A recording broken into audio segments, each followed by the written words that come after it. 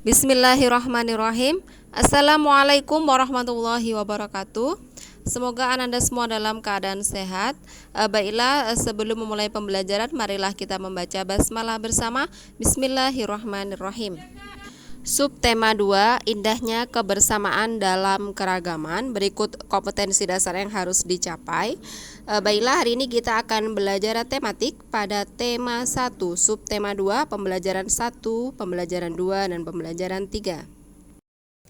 Yang pertama kita belajar bahasa Indonesia, membaca cerita rakyat tentang asal mula Gunung Lompo Batang.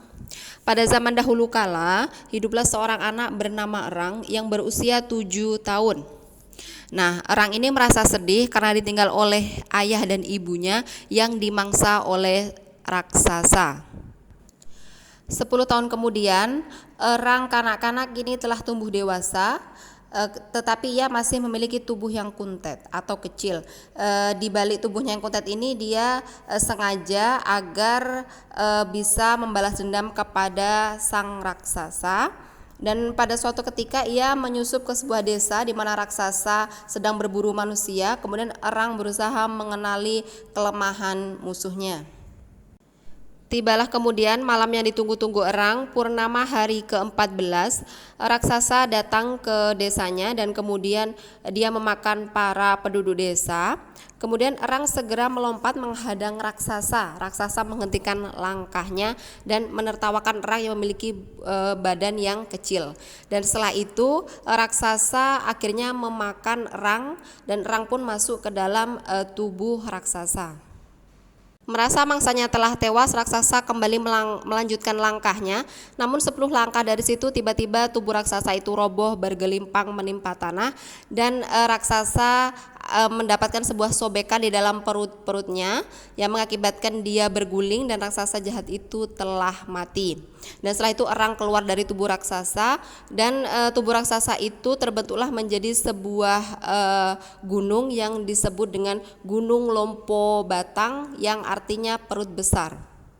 Apa pesan cerita dari Gunung Lompo Batang? Di antaranya yaitu kita tidak boleh sombong dan juga tidak boleh jahat, dan setiap perbuatan itu pasti akan mendapatkan balasannya. Untuk selanjutnya latihan soal halaman 66, silakan diisi cerita rakyat mulai dari judulnya, asalnya dan pesannya. Bisa misalnya contohnya Danau Toba misalnya, atau mungkin Malin Kundang dan lain sebagainya ya. Silakan diisi satu nomor saja. Selanjutnya kita belajar IPA. Bunyi merupakan salah satu bentuk energi. Energi yang dihasilkan dari bunyi disebut sumber energi, dan bunyi dihasilkan oleh setiap benda yang bergetar. Contohnya, simpan telunjuk dan jarimu di pangkal tenggorokan, kemudian cobalah berbicara, kamu akan merasakan pita suaramu bergetar. Contoh lain misalnya suara dengungan nyamuk disebabkan oleh getaran dari sayap nyamuk, dan juga suara alat musik yang disebabkan karena getaran. Untuk selanjutnya di sini untuk tugas prakteknya IPA melakukan percobaan bunyi. Di sini alat dan bahannya gelas dan sendok. Tujuannya untuk mengetahui tempat bunyi berasal. Silakan nanti minta tolong kepada salah satu anggota keluarganya ya nak ya. Nah, kemudian nanti silakan dicentang pada nomor 1 sampai 5 di situ apakah tebakannya benar atau salah. Telinga merupakan indera pendengar. Selain sebagai indera pendengar, telinga juga berfungsi sebagai alat keseimbangan tubuh. Sebagai organ tubuh yang lemah, telinga bisa mengalami kelainan maupun terserang penyakit, misalnya tuli dan congek.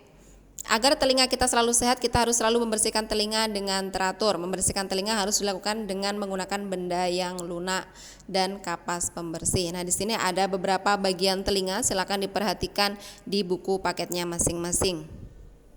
Telinga terdiri atas bagian-bagian. Yang pertama telinga bagian luar yaitu daun telinga, lubang telinga, dan liang pendengaran. Kemudian telinga bagian tengah terdiri gendang telinga, 3 tulang pendengar, martil, landasan, dan sangurdi. Kemudian telinga bagian dalam terdiri dari alat keseimbangan tubuh, 3 saluran setengah lingkaran, tingkap jorong dan tingkap bundar dan rumah siput. Kemudian fungsi bagian-bagian indera pendengar, yang pertama daun telinga, lubang telinga dan liang pendengaran berfungsi menangkap dan mengumpulkan gelombang bunyi. Gendang telinga berfungsi menerima rangsangan bunyi dan meneruskan ke bagian yang lebih dalam. 3 tulang pendengaran berfungsi memperkuat getaran dan meneruskannya ke koklea atau rumah siput.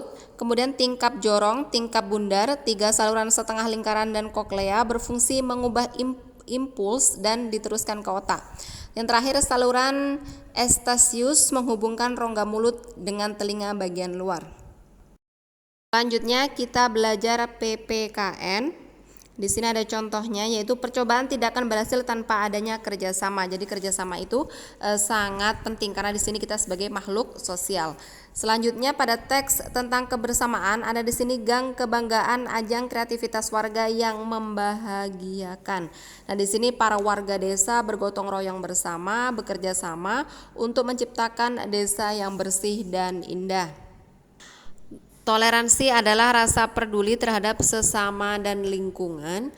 Nah, di sini ada beberapa bentuk toleransi dan kerjasama. Yang pertama, hidup rukun. Masyarakat terdiri atas kumpulan keluarga. Hubungan dengan masyarakat harus dijaga dengan baik. Hidup rukun dengan masyarakat akan mewujudkan kehidupan yang aman, tentram, dan nyaman. Untuk yang selanjutnya, di sini tolong menolong dalam masyarakat. Menolong orang lain adalah perbuatan mulia. Menolong orang lain harus dilakukan dengan ikhlas dan tidak mengharapkan imbalan. Nah, di sini contohnya misalnya terjadinya gempa bumi, banjir, tsunami, gunung meletus. Nah, kita bisa memberikan bantuan, menyumbangkan bahan makanan, pakaian, obat-obatan, dan lain sebagainya. Yang selanjutnya ada gotong royong. Kebiasaan gotong royong masih sering dilakukan masyarakat di pedesaan. Nah, gotong royong ini contohnya membangun prasarana umum, kebersihan lingkungan, dan perayaan hari besar nasional. Di sini ada contoh relawan menolong korban bencana alam. Untuk yang terakhir kita belajar SBDP tentang tari Pakarena. Di pembelajaran sebelumnya anak-anak ustazah sudah mengetahui apa itu tari Pakarena dan bentuk gerakannya. Di sini silakan diamati bentuk gerakannya dan silakan dicoba di rumah masing-masing. Ustazah mengingatkan kembali untuk tugasnya halaman 66 nomor 1 saja, kemudian tugas praktek IPA halaman 69 silahkan dicentang langsung di buku paketnya. Demikian untuk pembelajaran tematik kali ini, tetap semangat belajar dan ustazah akhiri. Wassalamualaikum warahmatullahi wabarakatuh.